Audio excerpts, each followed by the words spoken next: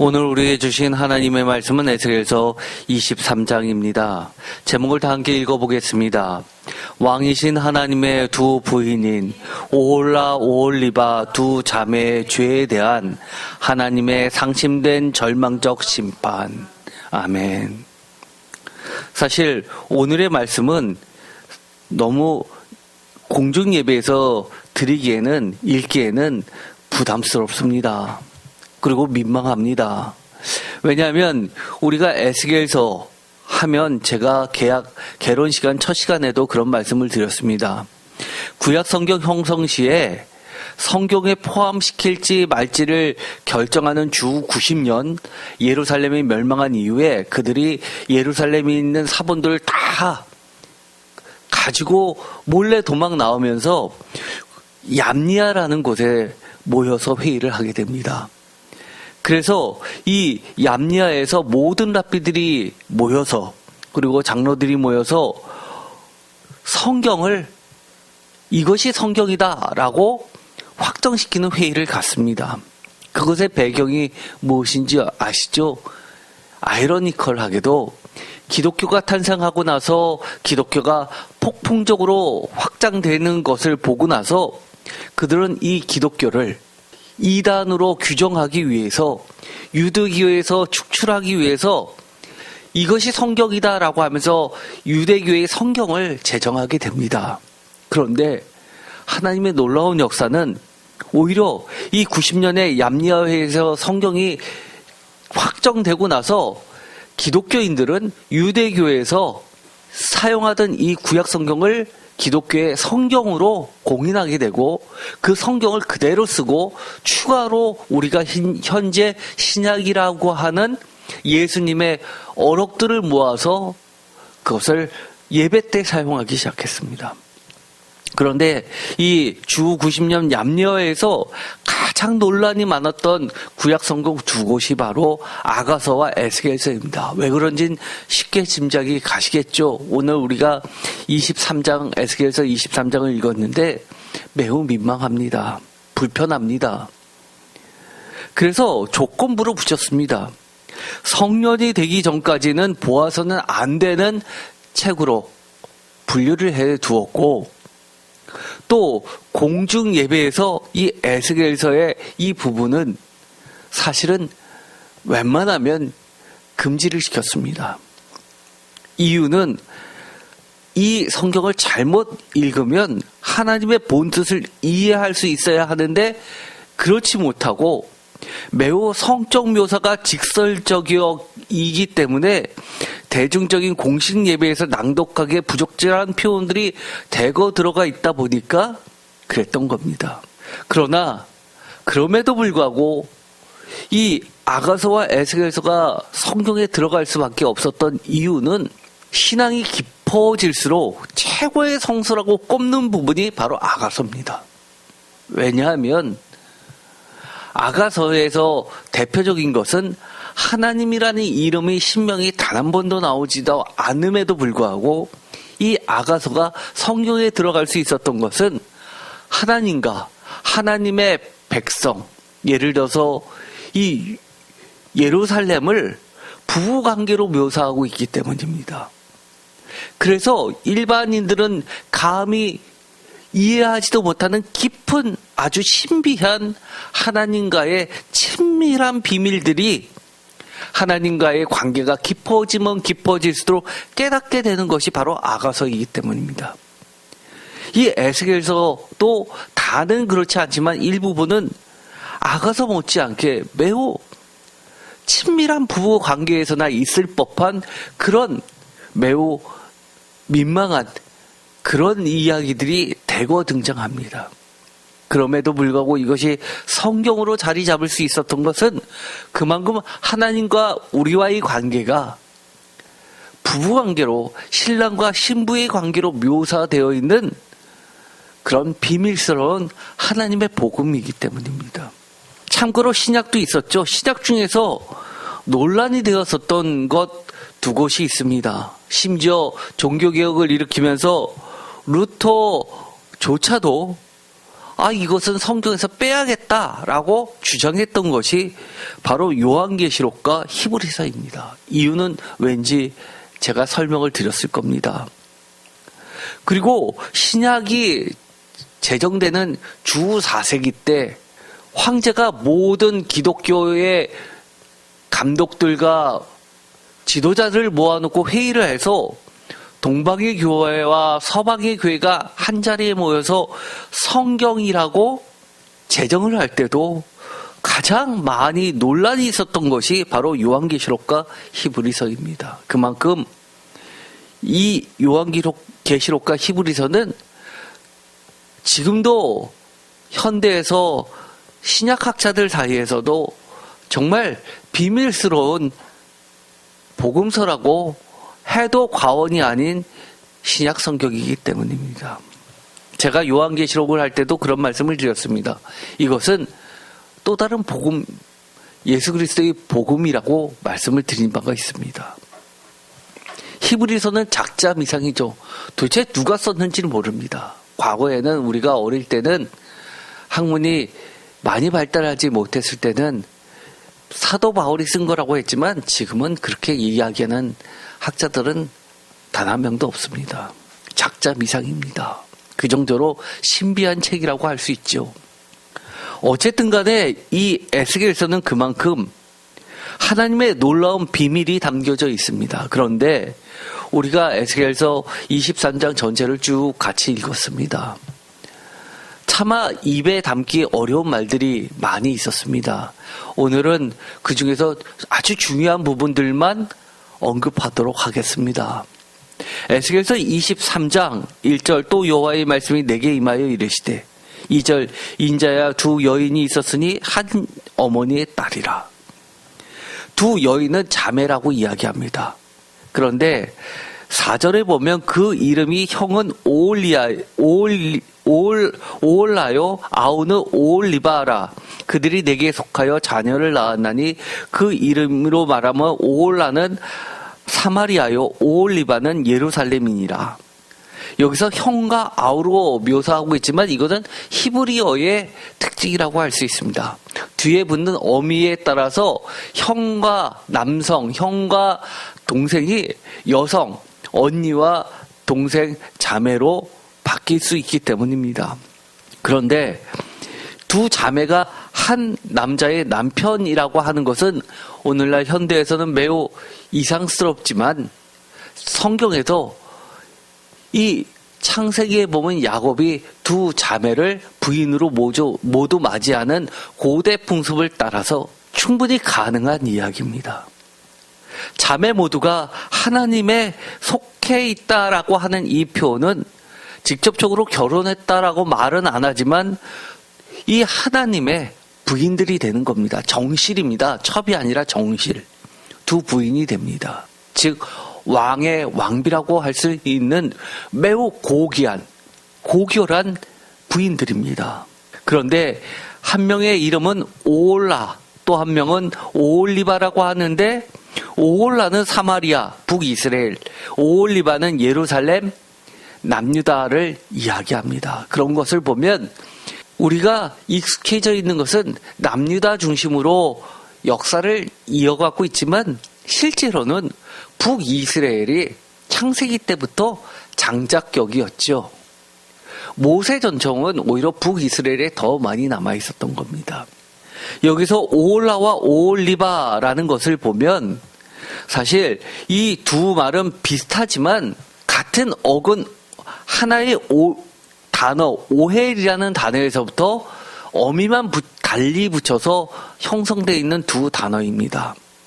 오헬이라는 것은 성경에서 매우 중요한 단어입니다. 장막, 천막, 텐트라는 뜻인데 성경에서 이 오헬은 예를 들어서 성막에도 사용되는 매우 귀한 단어입니다.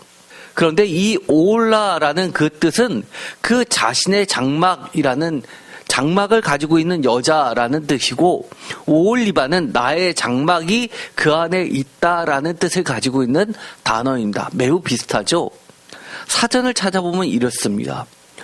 오헬이라는 단어는 텐트라고 번역되어 있고 오홀라라고 하는 것은 she who has a tent, 텐트를 가지고 있는 그녀라는 직역하면 그런 뜻이고요. 오홀리바라고 하는 것은 텐트 in her입니다. 그녀 안에 텐트가 있다입니다. 내 텐트는 그녀 안에 있다라는 뜻과 그녀는 텐트, 장막을 가지고 있다.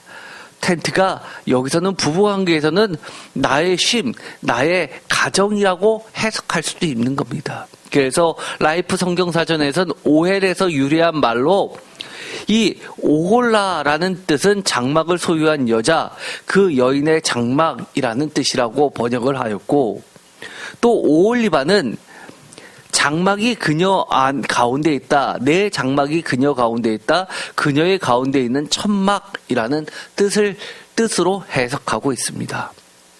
두 단어는 매우 비슷하고 사실은 같은 단어라고 해도 과언이 아닌데 어쨌든 여기선 인명으로 나오게 되죠. 하나는 오홀라라는 이름, 또 하나는 오홀리바라는 이름. 어쨌든 그것은 텐트, 오헬이라는 그 텐트에서 유래해서 하나님이 붙여주신 애칭과 같은 겁니다. 사랑이 듬뿍 담긴 애칭과 같습니다. 주석가는 이렇게 번역을 합니다. 오홀라와 오홀리바는 각각 사마리아와 예루살렘을 가리키는데 오홀라는 그 자신의 장막을 가지고 있는 여자라는 의미이고 오홀리바는 나의 장막이 그 안에 있다 라는 의미를 가진 것인데 오홀라는 북왕국의 산당을 나타내는 단어로 사용되었다라고 말합니다. 이스라엘에서 천막을 치고 그 안에 산당들을 많이 세워놓은 것을 지칭하고 있다라고 이야기합니다. 그리고 그 두 이름이 각각 그 안에 장막이 있는 자를 가리키면서 장막은 우상을 섬기는 산당들을 가리키면서 오홀리바라는 것은 그 안에 나의 장막이 있다라고 해서 남유다는 예루살렘 성전 하나님의 장막이 남유다에 있다라고 해서 오히려 남유다를 오홀리바가 오홀라보다 더 우위에 있는 것처럼 봐야 된다라고 하는 학자들도 있지만 대부분의 학자는 그것을 인정하지 않습니다. 오히려 그 둘은 같거나 오히려 오홀리바가 우리가 에스겔서 23장을 읽었지만 더 악했다라고 이야기하는 것을 봐서는 거의 그 둘은 같거나 쌤 또는 오홀리바가 더 악했음을 이야기합니다. 그럼에도 불구하고 그녀 안에 나의 장막이 있다라고 그런 애칭을 오홀리바라고 부른 하나님의 의도는 특별히 두 번째 오홀리바에 더 많은 사랑을 퍼부어 주었다라고 해석하는 게 더 적합해 보입니다. 저는 그렇게 봅니다. 그럼에도 불구하고 더 사랑을 주었는데도 불구하고 에스겔서 23장에서는 오홀리바가 그 언니 오홀라가 망하는 것을 봤음에도 불구하고 행음을 더했다라고 하면서 더 큰 실망감을 하나님께서 표현하는 것을 통해서 알 수 있습니다. 어쨌든 간에 오헬은 오헬 모헤드라고 출애굽기 33장 7절에서 11절, 민수기 12장 5절, 10절, 출애굽기 39장 32절과 관련되어 있는 매우 하나님께서 고귀하게 중요하게 사용하고 있는 회막이라는 단어에 들어가는 중요한 단어입니다. 즉 하나님이 머무르시기를 원하시는 두 도성에 대한 애칭이라고 학자들은 해석합니다.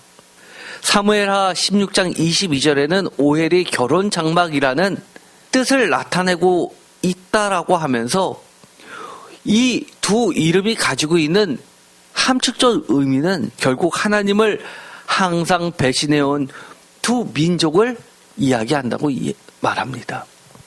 오홀라와 오홀리바는 둘 다 텐트, 장막을 의미하는 히브리어의 오헬에서 비롯되었기 때문에 우리가 이야기하는 성막을 의미하고, 즉 성막이 뭡니까? 지금으로 이야기하면 교회 아닙니까? 출애굽기 33장 7절, 민수기 11장 24절, 시편 15편 1절 등등에 나오는 그런 성막을 이야기합니다.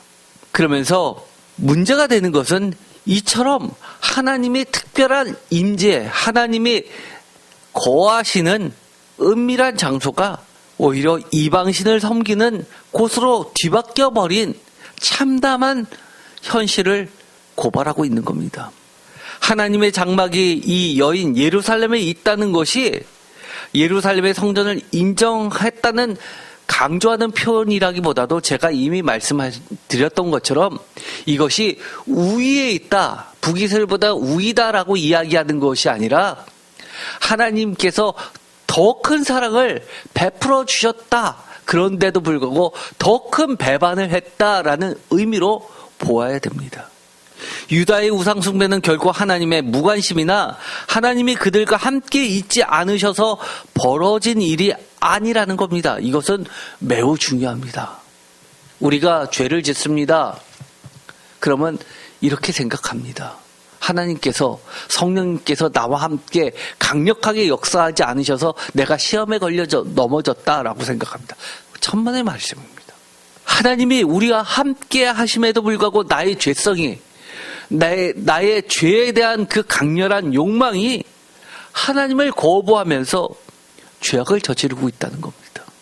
하나님의 임재가 예루살렘에 머무르고 있음에도 불구하고 그들은 우상을 따랐다라고 하는 매우 중요한 것을 하나님이 지적하고 계시는 겁니다. 사실 성경 전체에서 하나님이 함께 있음에도 불구하고 너희들이 죄를 지었다라고 하는 구절이 나와 있는 것은 많지 않습니다. 우리가 이미 에스겔서 23장에서 읽었듯이 심지어 이렇게까지 이야기합니다. 하나님께서 거친 분노를 쏟아내시면서 너희들이 이방 산들에서 우상을 숭배하고 간음을 저지르고 심지어 당일에 예루살렘 성전에서조차도 하나님의 성전을 더럽혔다고 이야기하시는 장면이 나오게 됩니다. 성경 전체에서 그렇게 적나라하게 이야기하는 장면이 거의 없습니다. 하나님의 임재하신 곳에서 대놓고 그들이 행악함을 나타내고 있습니다. 그 정도로 하나님의 실망감과 절망감을 드러내고 있습니다. 에스겔서 23장 4절, 그 이름이 형은 오올라요, 아우는 오올리바라. 그들이 내게 속하여 자녀를 낳았나니, 내게 속했다, 결혼했다, 자녀를 낳았다라고 이야기합니다. 오올라는 사마리아요, 오올리바는 예루살렘이다 라고 이야기하고, 표준 세번역은 언니는 오올라요, 동생은 오올리바다. 여인으로, 여성형으로 표현하죠. 이것은 여성 비하가 아닙니다. 제가 여러 차례 이야기했죠. 독일어도 남성, 여성, 중성이 있듯이 고대어들은 다 남성, 여성, 중성, 성별이 포함되어 있습니다. 그래서 도시들은 다 여성이기 때문에 도시국가 형태를 띠고 있었던 고대 나라들은 다 성으로 표현하기 있을 뿐입니다. 5절, 오올라가 내게 속하였을 때 행음하여 그가 연애하는 자 곧 그의 이웃 아스루삼을 사모하였나니. 이혼한 다음에 간음을 피는 것, 간음이라고도 하지 않죠. 자유라고 21세기는 이야기합니다.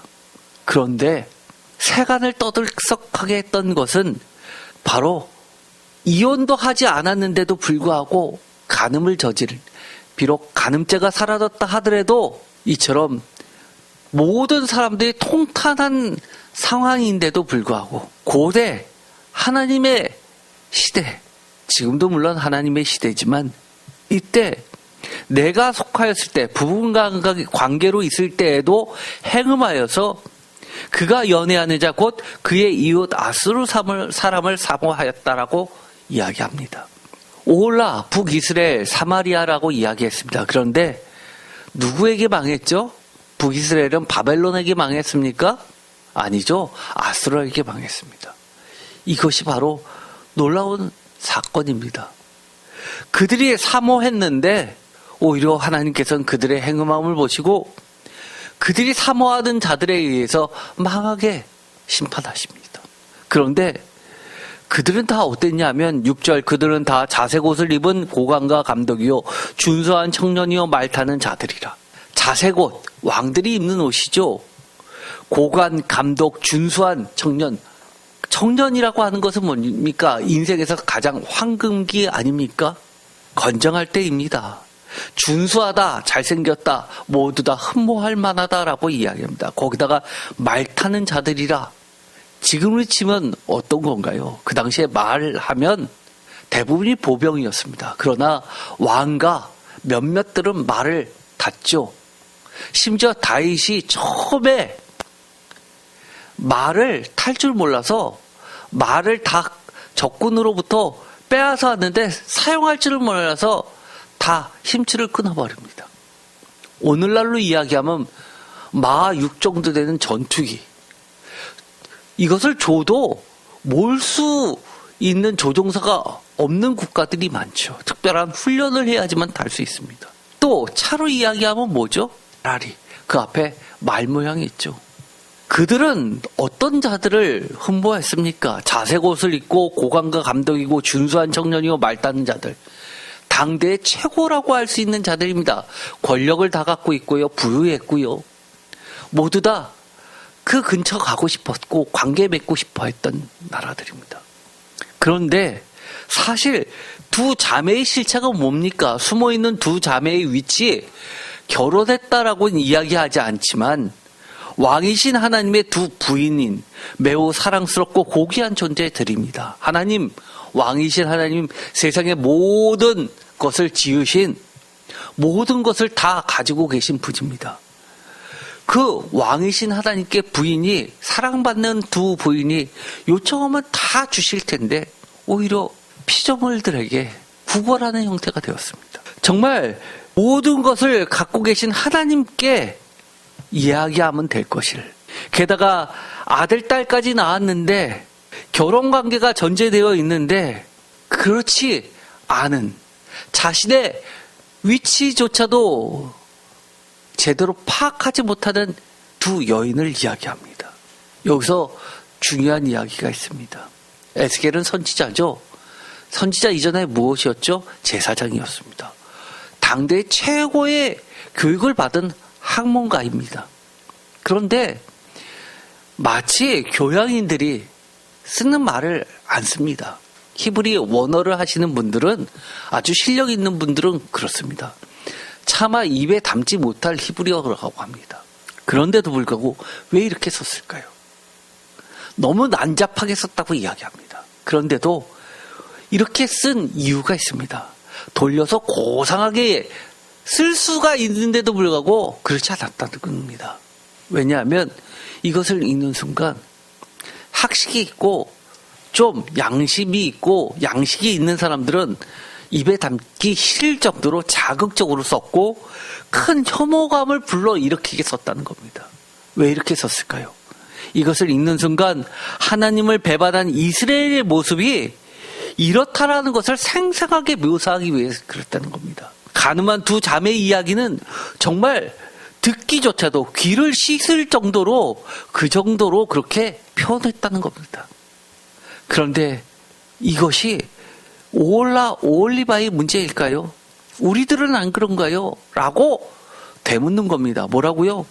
너희들이 하나님의 귀한 자녀들이고 예수님의 신부임에도 불구하고 너희들은 무엇을 그렇게 사모하느냐라고 묻는 겁니다.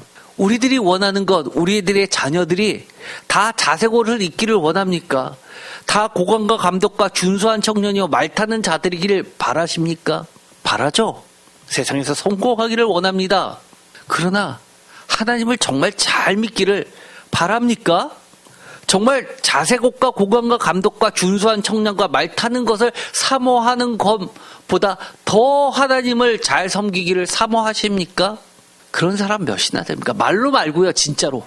하나님은 그렇게 이야기하는 겁니다. 너희들이 하나님을 사랑한다라고 하면서도 실제로는 너희들이 진짜 사모하는 것들이 뭐냐고 물어보시는 겁니다.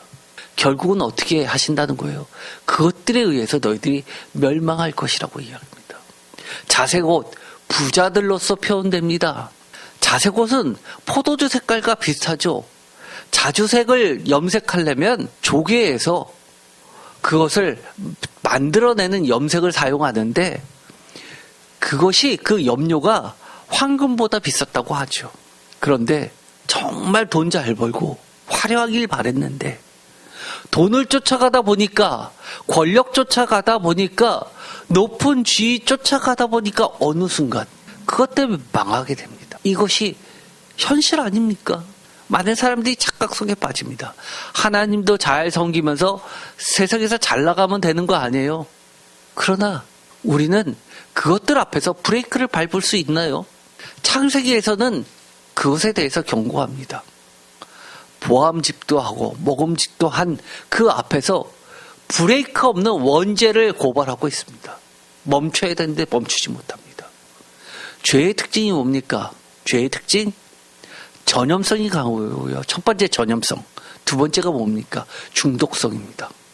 헤어나지 못합니다. 그래서 원죄입니다. 많은 부분을 제가 생략하고 지나갑니다. 왜냐하면 입에 담기조차도 민망한 표현들이 너무 많습니다. 중요한 표현들만 제가 읽겠습니다. 에스겔서 23장 8절 그가 젊었을 때 애굽 사람과 동침함에 그 처녀의 가슴이 어루만져졌으며 그의 몸에 음란을 쏟음을 당한 바 되었더니 그가 그때부터 행음함을 맞이 아니하였느니라. 표준세 번역은 이렇게 번역합니다. 오홀라는 이집트에서부터 음란한 행신을 벌이지 않았다. 이집트에서부터 언제부터?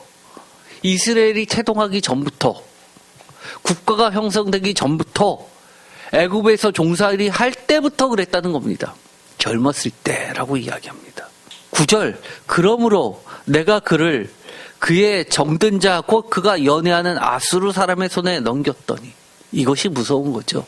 하나님을 잊어버리고요. 하나님보다 다른 것 쫓아가면요.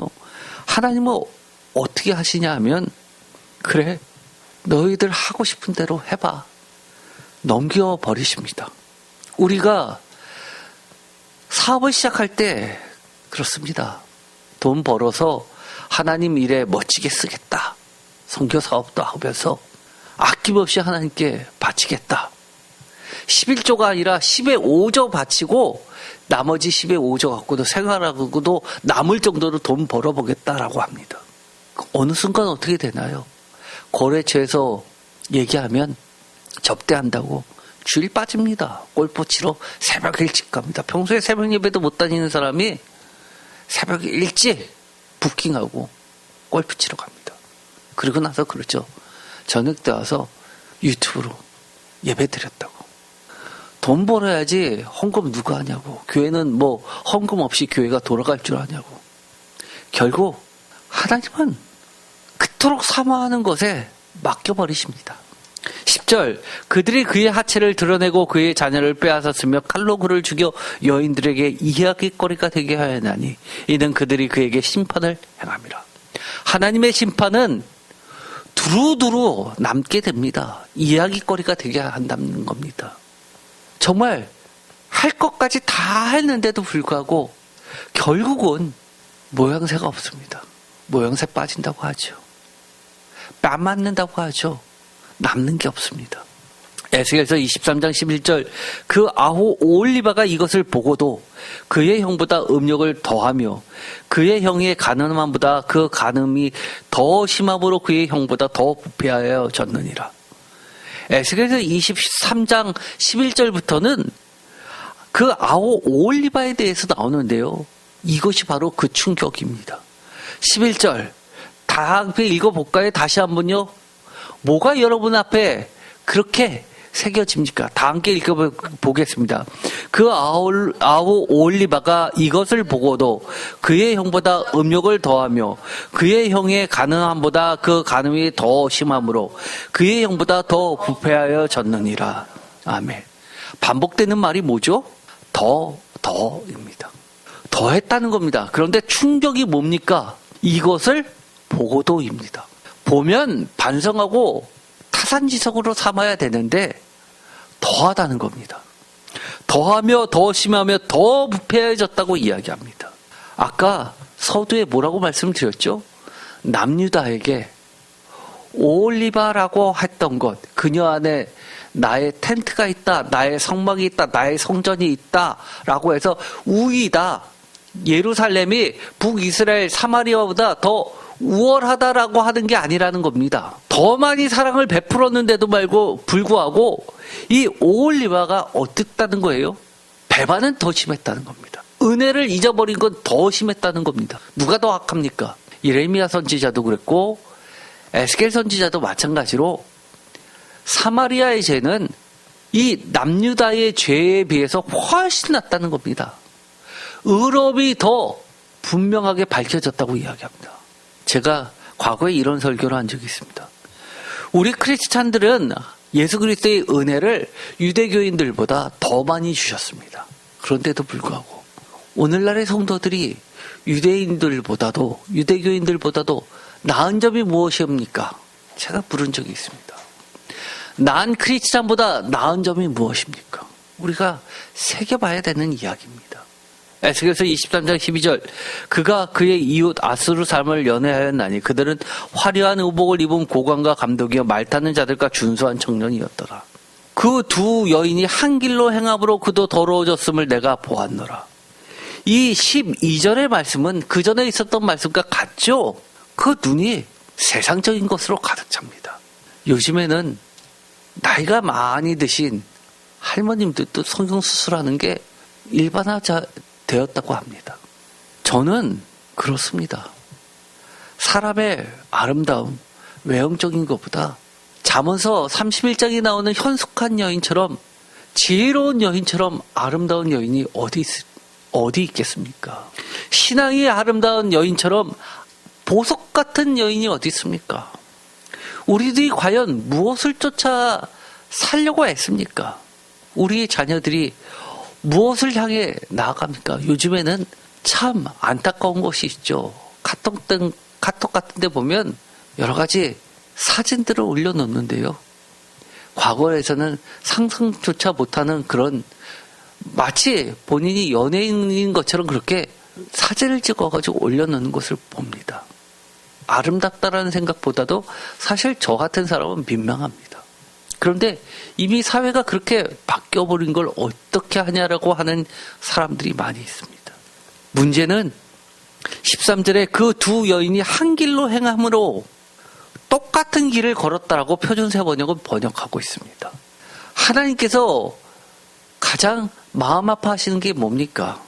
이 세상을 보고 한탄하시는 이유가 뭡니까? 이 세상은요, 하나님의 길로 가려고 애쓰는 자를 그냥 놔두지 않습니다. 어떻게든 사탄의 길로 가게끔 꼬드깁니다. 단순히 꼬시는 게 아니라 핍박합니다. 하나님의 길로 가려는 자들을 방해하고 못 가게 만듭니다.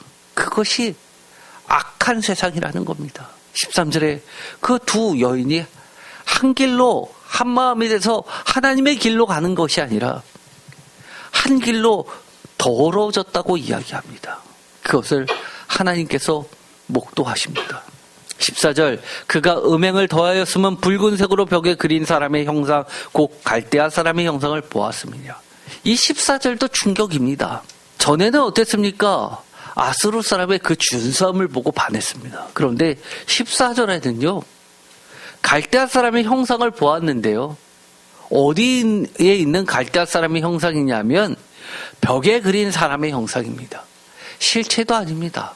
이미테이션을 보고 반해버렸습니다. 있지도 않은 허상을 향해 달려갑니다. 아수르 사람을 쫓아가고 갈대아 사람을 쫓아가서 결국은 바벨론의 우상들을 섬겼고 아수르의 우상들을 섬겼습니다. 우리는요. 어떤 시대에 살고 있죠? 실제로 우리가 그 악의 실체를 정확하게 알지도 못하는데 그 악에 대해서 포장한 것을 보면 그것이 진실인 것처럼 쫓아가는 시대가 되어버리고 말았습니다. 선과 악, 실체를 분별할 수 없는 그런 시대 속에서 풍조에 휩쓸려가는 시대가 되었습니다. 이번 주일도 기독교에서 차별금지법으로 해가지고 대대적으로 모이죠. 미국은 이미 동성애자가 감독까지 되었습니다. 차별금지법이 돼서 미국은요, 예를 들어서 동성애자가 이 교회에 다니고 싶어요라고 들어왔는데 동성애자는 우리 교회 못 옵니다. 다른 교회 가세요라고 하면 벌금이 어마어마하게 크답니다. 그래서 어떤 교회는 그 벌금 때문에 교회가 문을 닫는 교회도 생긴다고 합니다. 이미 한국은 예를 들어서 학교에서 기독교를 선교하면 걸립니다. 이미 그것은 보편화됐습니다. 심지어요, 제가 청년 때만 해더라도, 그리고 집사 권사일 때만 해도, 쉽게 말해서 20년 전에만 해도 예를 들어서 경찰서에 가서 선교 활동을 필 수 있었습니다. 그런데 지금은 어떻게 되나요? 그거 마음대로 못합니다. 법에 걸립니다. 예배를 드리겠다고 원하는 사람만 따로 해야지 원치도 않는 사람이 있는 데서 했다가는요, 그 법에 걸립니다. 에스겔서 23장 16절 그가 보고 곧 사랑하게 되어 사절을 갈대아 그들에게로 보내매. 그들의 행동은요, 보는 것에서부터 불이 나서 곧 즉시 행동으로 옮기는데요, 사절까지 보내게 됩니다. 하나님께서 저것은 탐욕이야, 저것은 저성까지 가면 안 돼 라고 하는 것들이 많이 있습니다. 그런데 더 나아가서 돈을 주고 컨설팅을 받아서 전문가를 내세워서 법을 피해서 그것을 취하는 방법을 생각하려고 애쓰는 크리스천들이 많이 있습니다. 세상이 변했잖아요 라고 하면서요. 리베이트 안 된다는 거 다 압니다. 그런데 이리 피하고 저리 피하고 어떻게 하든지 그것을 불법을 행하면서까지도 돈을 벌려고 합니다. 교회도 마찬가지가 됐습니다. 수단과 방법을 가리지 않고 하나님의 것을 훔쳐가지고 교회를 유지합니다. 하나님의 것인지 담임 목회자의 것인지 아니면 수석 장로의 것인지 구분이 되지 않는 시대가 되어버리고 말았습니다. 에스겔서 23장 18절 그가 이같이 그의 음행을 나타내며 그가 하체를 드러내므로 내 마음이 그의 형을 싫어한 것 같이 그를 싫어하였으나. 하나님께서요, 싫어한다라는 말을 표준세 번역에선 내 마음이 그의 언니에게서 멀어진 것과 같이 그에게서도 멀어지게 되었다라고 하면서 싫어한다라는 것을 능동이 아니라 멀어지게 되었다. 너희들이 그렇게 만들었다. 어쩔 수 없이 나는 계속 사랑하고 싶은데 사랑할 수 없는 관계가 되었다라고 이야기합니다. 얼마나 안타깝습니까? 책임이 하나님께 있어요. 하나님이 나한테 복을 안 주시니까 내가 이렇게라도 해서 복을 받고 싶은 거 아니에요? 라고 사람들은 항변합니다. 직접적으로 그렇게 이야기하지 않고 매우 경건하게 돌려서 이야기하죠. 그러나 그 말이 그 말입니다. 에스겔서 23장 19절 그가 그의 음행을 더하여 젊었을 때 곧 애굽 땅에서 행음하던 때를 생각하고 19절에서는요 표준세 번역이 이렇게 번역하고 있습니다. 그런데도 그는 음행을 더하여 이집트 땅에서 음란하게 살던 자신의 젊은 시절을 늘 회상하였다. 어떻게 했다고요? 문득 생각나는 게 아니라 늘 회상하였다. 그리워했다라는 겁니다. 내가 지금은 교회를 다니고 집사고 권사고 장로고 목사고 하니까 옛날에 잘 나가는데 내가 이걸 지금은 안 하지가 아닙니다. 그렇게 돼서는 안 되는 겁니다. 하나님이 싫어하시는 거는 생각하기도 싫을 정도로 치를 떨어야죠. 그게 진짜 신앙입니다. 내가 참는 게 아니라 그것은 쳐다보기도 싫고 생각하기도 싫고 그래야죠. 죄에 대해서는 경멸해야 됩니다.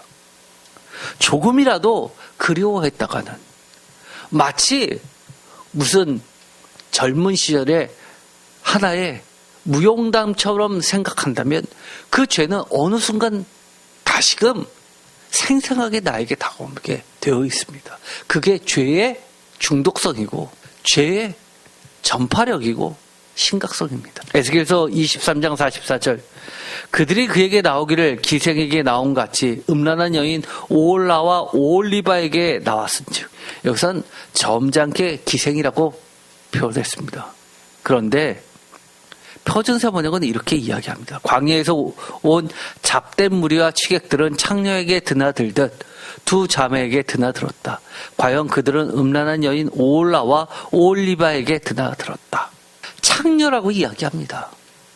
히브리어는 더 듣기 듣기 힘든 표현, 적나라한 표현을 쓴다고 하죠. 아예 창녀라고 합니다. 누가요? 잡된 무리, 온 잡된 무리. 우리가 조심해야 될 게 있습니다. 많은 교회들이 크리스찬들은 사회에 나가서 영향력이 있어야 된다고, 세상 문화에 대해서 앞서가야 된다고, 그들과 소통을 적극적으로 하면서 리드해 가야 된다고 하면서 거룩성을 잃어버리는 순간 어떻게 되냐면 오히려 거기에 파묻혀 버립니다. 우리 그거 조심해야 됩니다. 어느 순간 온갖 잡된 문화 속에서, 속됨 속에서 내 자신이 엉망진창 되었다는 사실을 깨닫는 순간 너무 늦습니다. 거룩성은 분리에서부터 시작됩니다. 분리지만 어떻게 해야 됩니까? 예수님처럼요, 거룩한 빵을 만들고요, 하나님이 저 하늘에 멀리 계신 하나님인 것 같지만 우리가 땅에 사는 모든 일에 개입하셔서 주관하고 역사하시는 하나님인 것처럼 예수님은 이 속된 세상에 육신으로 오셔서 많은 사람들과 이야기를 하고 생활을 하면서도 그들의 더러움을 따라하지 않습니다. 그래서 미움을 받습니다. 우리가 이처럼 에스겔서 23장을 읽는 데 있어서 매우 불편합니다. 불편한 것으로 그쳐면 됩니까? 아니요. 이렇게 창렬하고 대놓고 하나님께서 이야기하시는 이유가 있습니다. 그 이야기를 듣는 순간 우리는 어떻게 해야 됩니까? 혐오스럽다, 가증하다라고 생각이 들어가야 됩니다. 그러면서 더 나아가서 어떻게 해야 됩니까? 나는 멀리 하겠다 다짐해야 됩니다. 나도 저렇게 되면 안 되는데라고 경계해야 됩니다. 주석서에서는 이렇게 이야기합니다. 오홀라 이스라엘과 오홀리바 유다를 창녀로 칭하면서 음행하다라는 말을 23장에서 무려 14회나 사용하고 있다고 지적합니다. 23장 3절, 5절, 7절, 8절, 11절, 14절, 18절, 19절, 27절, 29절, 35절, 43절, 44절에 적시합니다. 그리고 가늠하다라는 단어를 추가하면 5차례나 추가적으로 더 들어갑니다.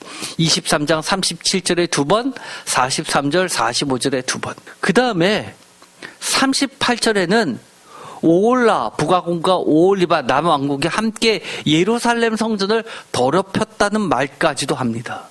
이것을 보면 하나님께서는 솔로몬 시대 이후에 이스라엘이 둘로 갈라진 것에 대한 안타까움이 아직도 선지자의 마음속에 존재하는 것으로 생각되어진다라고 주석가는 해석을 합니다. 저도 이것에 대해서 동의합니다.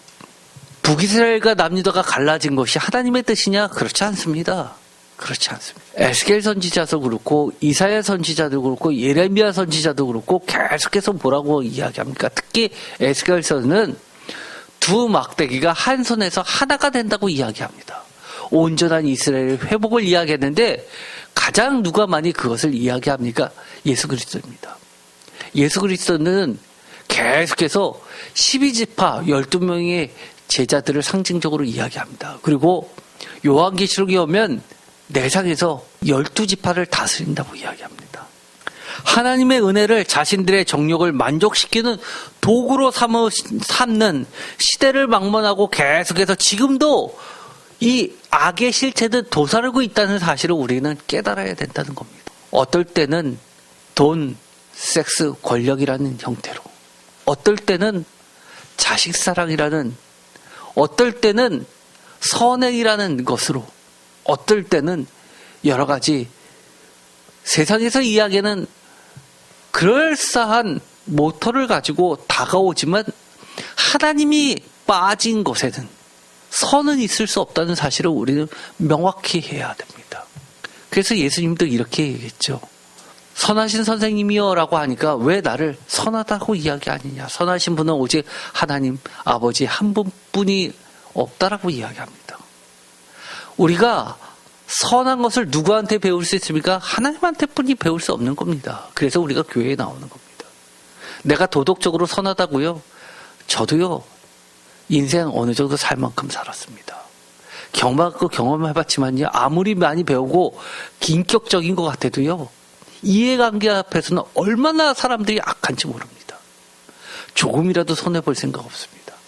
그 손해라는 게 어떤 사람한테는요, 10원, 20원 민감하지만요. 어떤 사람한테는 100만 원, 200만 원이 10원, 20원처럼 그렇게 첨예한 문제일 수 있는 겁니다. 호세아 선지자도 이런 것을 지적한 적이 있죠. 8장 9절, 5장 13절, 7장 11절, 12장 1절. 이 아시리아 왕 샬마네르라는 그 왕의 그 오벨리스크가 있습니다. 오벨리스크가 뭔지 아시죠? 우리가 파리에 가보면 오벨리스크라고 기둥처럼 되어 있는데 거기에 작은 글씨로 막 새겨져 있는 것이 있습니다. 그게 기록물인데요. 이스라엘의 왕 예후가 많은 재물을 가져와서 그 앞에 엎드려 있는 모습이 나와 있습니다. 이것은 예후가 아시리아를 찾은 것을 다마스쿠스의 하사엘을 견제하기 위했던 것으로 밝혀졌습니다. 열왕기하 8장에 나와 있는 사실이 그대로 기록물로 남겨져 있죠. 고고하게서요. 아시리아의 왕 아다드니날이라는 주전 812년에서 782년의 왕도 오므리의 나라에서 공물을 받은 것을 기록하고 있습니다. 열왕기하 15장 19절, 17장 3절은 이스라엘이 무나임 시대 때도 아시리아에게 공물을 바친 일을 기록하고 있습니다. 이처럼 공물을 바치면서 그들이 했던 행동들은 그들이 섬기는 신들 앞에서 머리를 조아리면서 경배했던 것에서부터 시작됩니다. 에스겔서 23장 22절 그러므로라고 하나님께서 결론을 내기 시작합니다. 한마디로 심판 판결문을 읽고 계시는 거죠. 오올리바야 주 여호와께서 이같이 말씀하셨느니라. 나는 내가 사랑하다가 싫어하던 자들을 충동하여 그들이 사방에서 와서 너를 치게 하리니. 어떻게 하신다고요? 하나님의 판결은요. 그래? 그렇게 너희들이 나를 무시하고 멸시하고 우상들을 그렇게 사랑한다면 음행을 한다면 너희들 하고 싶은 대로 내버려 둘게. 그리고 그들이 너희들이 사모하는 자들이 너희를 심판하게 해줄게 라고 이야기합니다. 사방에서 와서 너를 치게 하리라. 23절 그들은 바벨론 사람과 갈대아 모든 무리 북옥과 소와 고아 사람과 또 그와 함께한 모든 아수르 사람 곧 준수한 청년이며 다 고관과 감독이며 귀인과 유명한 자 다 말타는 자들이라. 다 흠모하던 것들입니다. 우리가 유명해지길 바랍니다. 세상에서 명예를 쫓습니다. 그러나 세상의 명예 그렇게 중요치 않습니다. 세상들이 하나님의 뜻대로 하는 사람들을 명예스럽게 할까요? 아니요. 세상 사람들은요, 하나님의 뜻대로 사는 사람을 아주 벌레 보듯이 합니다. 온갖 욕들을 다 하죠. 그러나 세상 명예 쫓아 다니다 보면은요, 많은 사람들과 서로 주고받고 하다 보면요, 오히려 하나님 앞에 버려집니다. 결국 하나님이 버리시면 어떻게 되는 줄 아십니까? 예수님이 하셨던 말씀이 있죠. 소금이 만일 그 맛을 잃으면 길밖에 버려져서 사람들한테 밟힐 뿐이라고 이야기합니다. 밟히게 하신다는 겁니다. 그것도 사람들한테. 그토록 사람들의 칭찬을 받기 원해서 사람들 비위 다 맞춰가면서 이름을 내세웠더니만 그것이 오히려 심판의 도구로 바뀝니다. 과거에도 장로였던 분이 대통령이 되셨습니다. 경제 대통령이라고 했죠. 많은 아랍 국가들에게 교육을 하기 위해서 그들의 모스크를 허용합니다.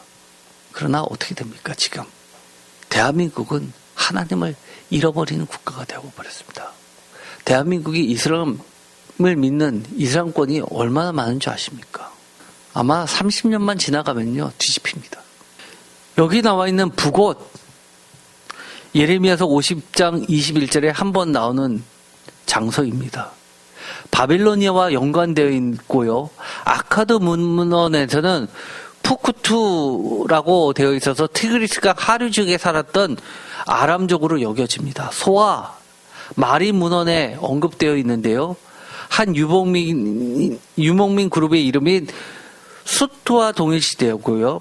고아는 티그리스 동편에 살았던 쿠 또는 쿠티라는 곳과 동일시 된다고 합니다. 23절에 오올리바를 치게 한 것으로 언급되는 바빌로니아 아시리아의 모든 사람들은 바로 그들이 소중히 여겼던 것들인데 결국 그것이 파멸로 이끄는 도구가 되어버렸다는 것입니다. 우리가 이것을 잊으면 안 됩니다. 24절의 신문권, 이건 중요한 단어죠. 하나님이 재판을 할 때 심판하다, 샤파트라는 말을 3번이나 반복하면서 강조 구문으로 되어 있다는 겁니다. 예를 들어서 이렇게 되어 있습니다. 내가 신문권, 미슈파트를 그들에게 맡긴즉 그들이 그 신문권대로 부 미슈프테임 너를 신문하리라. 우 셰파쿠 파투쿠. 여기서 시오 피읍 티귿이라는 그 자음이 이 3곳에 들어가게 됩니다. 하나님의 선택, 한마디로 이야기하면 심판의 잔을 마시게 하는데요. 요한계시록에서 자주 등장하죠. 심판의 잔. 그런데 어떻게 하시냐면 그들이 사모하는 것들로부터 그들이 사모하는 것을 통해서 심판이 이루어지게 한다는 겁니다. 22절 그러므로 오올리바야 주 여호와께서 이같이 말씀하셨느니라. 나는 내가 사랑하다가 싫어하던 자들을 충동하여 그들이 사방에서 와서 너를 치게 하리니 라고 이야기합니다. 이것이 바로 하나님의 심판 방법입니다. 우리가 출세하고 유명해지려다 보니까 어느 순간 우리의 자녀가 회사 나갔는데 바쁘다는 핑계로 교회도 잘 안 나가게 됩니다. 어느 순간 신앙을 잃어버립니다. 사회에선 잘 나가는 지위가 됐습니다. 그런데 신앙은 어떻게 됩니까? 바닥도 그런 바닥이 없는데도 본인은 신앙이 아주 좋은 줄 압니다. 그런 사람 너무 많습니다. 내가 신앙 몇 대라고요? 에스겔서는 뭐라고 이야기합니까? 노아, 욥, 다니엘이라도 자신만 겨우 구원한다고 했는데 그 자식도 구원시키지 못한다고 했는데 어느 순간 대한민국은 하나님의 말씀은 사라지고 자신들이 믿고 싶었던 것이 하나의 교리가 되어버렸습니다. 에스겔서 23장 25절 내가 너를 향하여 질투하리니 그들이 분리어 내 코와 귀를 깎아버리고 남은 자를 칼로 엎드려뜨리며 내 자녀를 빼앗고 그 남은 자를 불에 사르며 내 코와 귀를 깎아버리고 너무 끔찍한 형벌입니다. 남은 자를 불에 사르며 이것도 무섭죠. 살아도 사는 것 같지 않은 게 뭡니까? 코와 귀가 잘려진 자 그대로 사는 것. 수치와 치욕으로 남은 삶을 살아야 됩니다. 코와 귀가 잘리면 죽게 되는 경우도 허다하죠.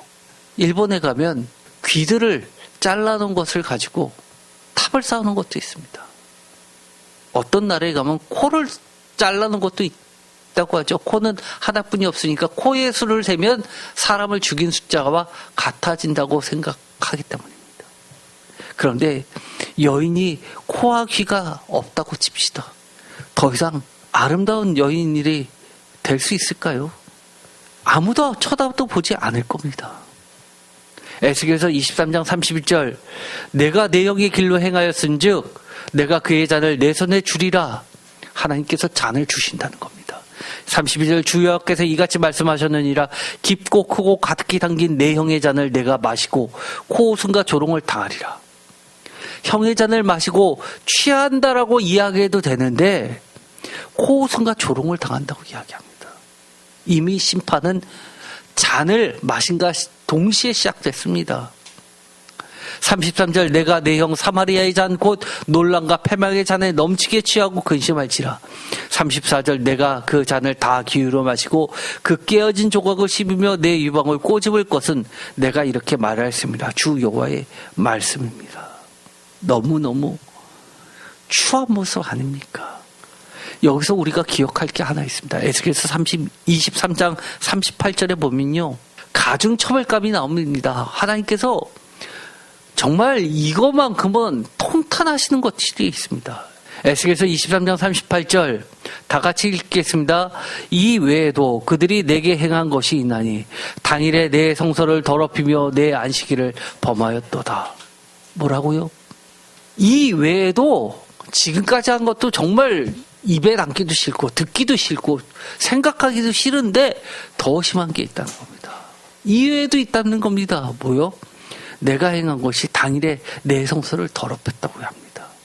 39절 그들이 자녀를 죽여 그 우상에게 드린 그날에 내 성소에 들어와서 더럽혔을 때 그들이 내 성전 가운데에서 그렇게 행하였으며 표준세 번역은 그들은 자기 자식들을 잡아 죽여서 우상에게 바친 바로 그 날에 내 성소에 들어와서 더럽혔으니 그들이 내 성전의 한가운데서 그런 일을 하였다. 우리가 세상에서 나가서 온갖 하나님이 싫어하시는 짓을 다 합니다. 그런데도 교회 와서 거룩한 척하면서 성도들과 교제나누면서 예배를 드립니다. 바깥에 나가서는 온갖 더럽고 음흉한 생각을 품고 있습니다. 하나님이 마치 안 계신 것처럼 마음대로 합니다. 그런데도 불구하고 내가 기독교인이라고 사람들에게 이야기를 합니다. 에스겔서 23장 44절 그들이 그에게 나오기를 기색에게 나온 같이 음란한 여인 오홀라와 오홀리바에게 나왔은즉 창녀라고 이야기하죠.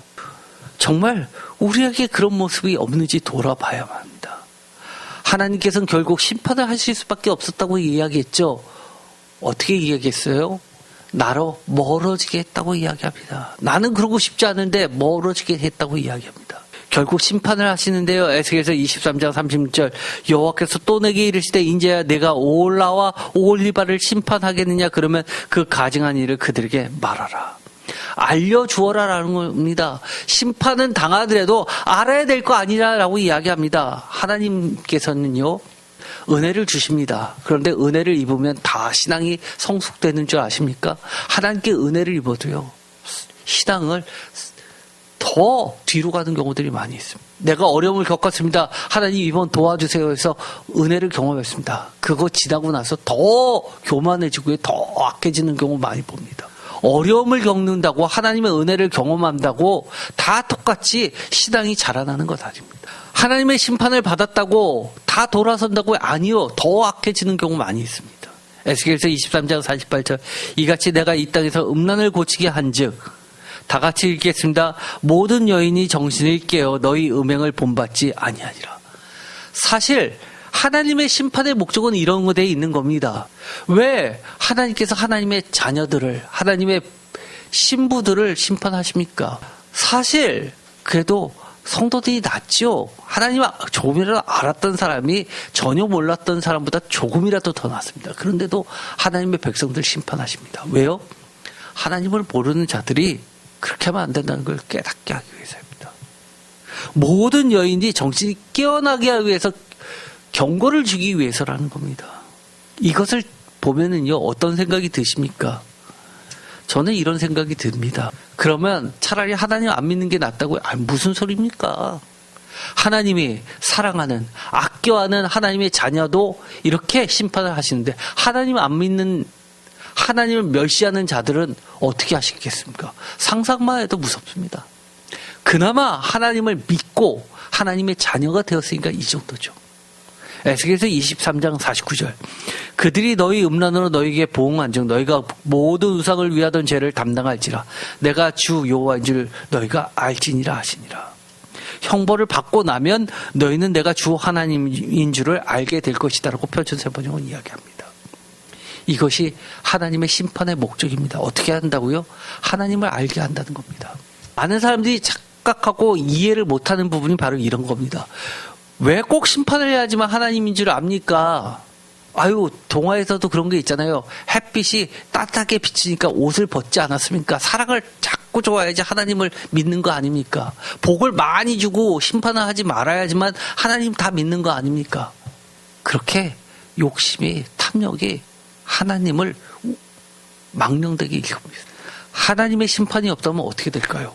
사사기 시대로 가는 겁니다. 내 눈에 좋을 대로 각자 소견에 옳은 대로 하는 무법천지 시대로 바뀝니다. 심판이 있으니까 그나마 하나님이 계시구나 알지요. 그것조차 없으면요 아무도 하나님을 믿지 않습니다. 우리가 기도 왜 합니까? 하나님 저 죄인들 저 악인들 하나님 심판해 주세요. 의인들 계속해서 하나님 뜻대로 살 수 있도록 지켜주세요라고 기도하는 거에 왜 그렇습니까? 하나님께서 의인을 사랑하시고 하나님께서 의인을 보호하신다는 것을 그들이 알고 두려워하고 하나님을 믿으라고 하는 겁니다. 진짜 우리가 주목해야 될 것들이 몇 가지가 있습니다. 우리가 에스겔서 23장을 쭉 보면서요. 하나님의 기준대로 하나님의 목적대로 심판이 이루어지는 걸 다 보았습니다. 그런데 그 과정 속에서 우리가 이것만은 조금 더 한 번 더 생각해 봤으면 하는 것들이 있습니다. 에스겔서 23장 35절 다 같이 읽겠습니다. 그러므로 주 여호와께서 이같이 말씀하셨느니라. 내가 나를 잊었고 또 나를 내 등 뒤에 버렸은즉 너는 내 음란과 내 음행의 죄를 담당할지니라 하시니라. 뭐라고요? 우리가 혹시 하나님을 잊고 하나님을 우리의 등 뒤로 버리지 않나 늘 조심해야 됩니다. 어떻게 하나님을 항상 생각합니까? 우리가 바쁘다 보면 잊고 살 수도 있죠. 나를 잊었고라는 것이 잠시 있는 것을 이야기하는 겁니까? 아니요. 중요한 선택을 할 때 하나님의 말씀대로 할 것인지 하나님의 말씀을 버릴 것인지 그때마다 있습니다. 나를 내 등 뒤로 버렸다. 하나님의 계명을 하나님의 말씀대로 살아야 되는데 그때마다 이거 하다가 내가 돈 못 버는데 내가 저 사람하고 관계를 못 맺는데 내가 유명해지지 못했는데 내가 권력을 못 쥐는데 그러면 뒤로 버립니다. 내가 나를 잊었고 나를 내 등 뒤로 밀쳐놓았으니 라고 이야기합니다. 표준세번역에서는. 많은 학생들이 그러죠. 시험 때는 하나님 예배 드리는 것도 좀 미뤄두고 일단 시험부터 잘 봐야 되지 않습니까? 이거는 아주 작은 얘기입니다. 더 큰 얘기들은 뭘까요? 수없이 많습니다. 수없이 많습니다. 에스겔서 23장 38절 이 외에도 그들이 내게 행한 것이 있으니 다 같이 읽겠습니다. 당일에 내 성소를 더럽히며 내 안식일을 범하였도다.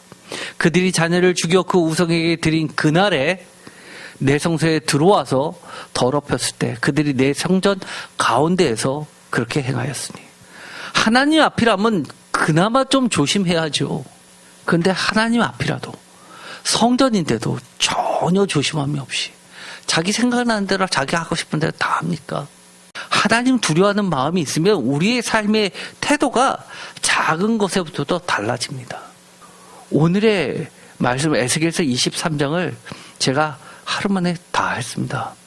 일부러 그랬습니다. 왜냐하면 이 23장을 뭐 2번 하겠습니까? 민망해서 그렇게 하지도 못합니다. 저도 평신도 생활 그렇게 오래 했는데요. 에스겔서 23장을 단 한 차례도 설교를 들어본 적이 없습니다. 그러나 이 23장은 우리가 오늘도 설교 말씀을 들었듯이 하나님의 마음이 너무너무 잘 드러나 있습니다. 하나님의 그 상심한 절망적인 심정이 너무 잘 드러나 있습니다. 우리가 반드시 기억해야 될 소중한 하나님의 말씀이 너무 많이 들어 있습니다. 잘 기억하시고 우리가 하나님의 정말 사랑을 듬뿍 받은 신부란 사실을 기억하고 그게 걸맞게 하나님의 기대에 맞게 그런 신앙생활을 하기를 간절히 축원드립니다. 기도가 마치겠습니다.